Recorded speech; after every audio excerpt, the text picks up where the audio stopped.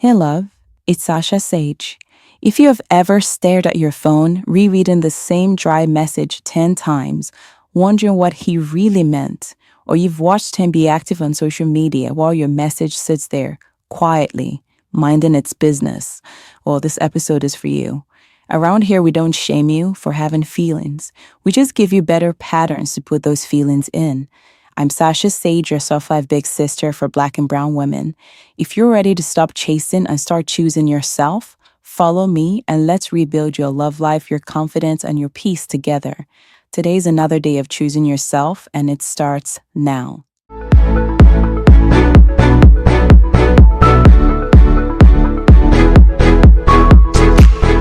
Now, if you want more tips like this, make sure to hit that subscribe button right now. It really helps the channel grow and you get more content like this in the future. Today, we're talking about how to stop chasing his texts and make men step up instead. By the end of this video, you're going to know why you actually chase his replies. It's not because you're crazy, by the way. 3 signs you're overfunctioning in the conversation, and 3 texting rules that help you stay soft and self-respecting without playing games. Now, let's start with this. You're not chasing text because you're pathetic. You're chasing because you're human and your brain hates uncertainty. Especially if you're a Black or brown woman who's always been the one holding things together. You're trained to anticipate people's needs, smooth over awkward moments, fix the vibe when things feel off. So when a conversation feels like it's dying, your brain goes, we have to rescue this. We have to keep this going. If it dies, that means I wasn't enough. You're not actually chasing him. You're chasing relief. Relief from not knowing where you stand, not knowing if you said too much, not knowing if you imagined the conversation or connection. If that landed, I want you to hear this clearly. You're not needy. You're not broken. Your nervous system just got used to earning love instead of receiving it. Now let's get specific because sometimes you don't even realize you're chasing. Here are 3 signs you're actually chasing his text, even if you swear you're low maintenance.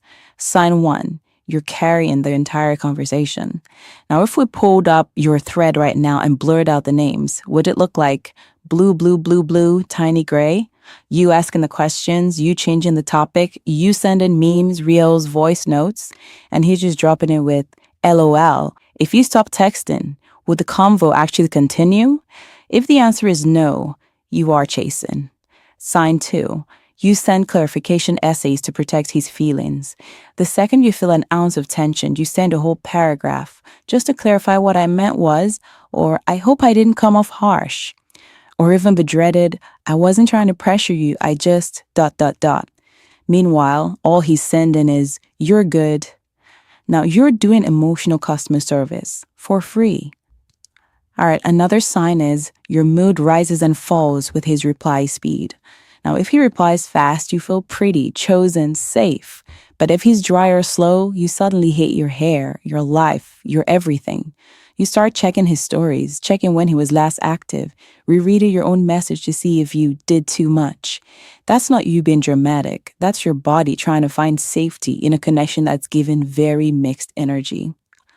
Now, for a mini recap, if you remember nothing else from this part, remember this. You're chasing when you're doing most of the reaching out. You're sending essays to stay likable, and your whole mood hangs on his notifications. That's not proof that he's special. It's proof that your peace is too available. Now, let's talk about what to do when he's genuinely inconsistent. Because some of you are watching this like, okay, Sasha, but what do I actually text him next time? Here's a simple template for when his inconsistency starts to grate on your soul. Option 1, calm boundary. Hey, I've noticed our communication is really up and down. I enjoy talking to you, but the inconsistency doesn't really work for me. If you want to keep getting to know each other, I need more steadiness than this. Then you pull back. You stop initiating. You let his actions answer the question. Option B, when you're actually done. Hey, I don't think we're looking for the same level of consistency. I'm going to step back here, but I wish you the best. You don't need to add, it's not you, it's me. You're a great guy, or a 5-slide PowerPoint on how he can improve. You're not his coach. You're not his mother. You're a woman with standards, and one of those standards is, I do not chase anyone to convince them I'm worth texting back. Okay, here's the last part, and this one's important. We're not just changing your messages, we're changing your nervous system around texting.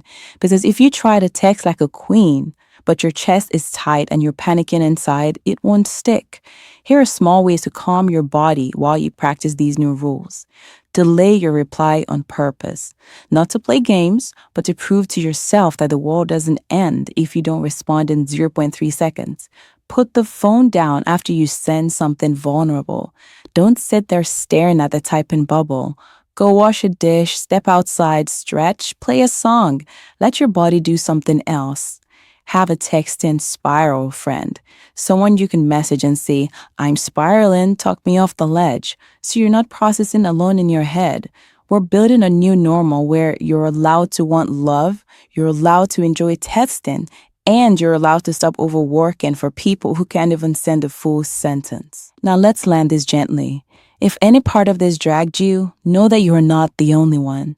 So many soft, capable, brilliant women are out here writing novels to men who don't even deserve a sticky note. You deserve a connection where your nervous system can relax, where conversations don't feel like a performance review, and where you can put your phone down without feeling like the whole relationship will die. So this week, I want you to pick one shift, matching his energy instead of manufacturing it. Saying what you need once, then watching, or retiring the apology essays for having basic standards. Tell me in the comments which one you're choosing.